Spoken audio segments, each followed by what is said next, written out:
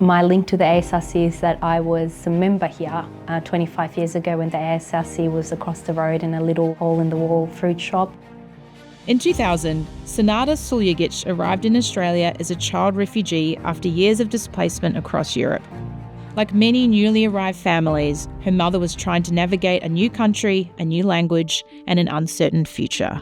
When we came to Australia, we already had one aunt here, and she was the only person that we had from close family, and then my mum had a cousin and his sister. Both of them had only arrived very recently. The war started in 92. The people that kind of migrated, they migrated in 92, and there was wraparound services for those people. Whereas by the time we arrived in 2000, 2001, those services were already dismantled. So there was no service where someone shows you, for example, this is how you enroll in school.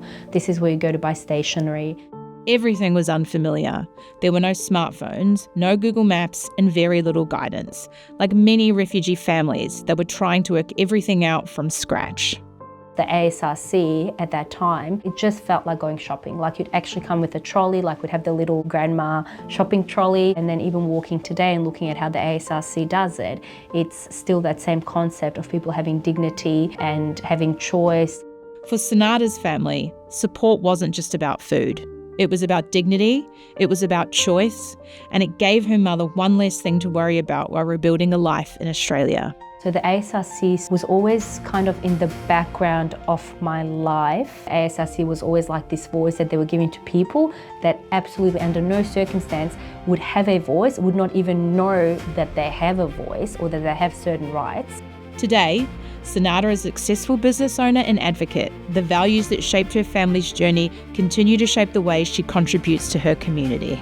I know that I'm just one story of many, and I think with the ASRC, if you were to look back at anyone that had walked through those doors 25, 20, 15 years ago, the majority of those people would have integrated into our society in a way that wouldn't have been possible if it wasn't for the ASRC.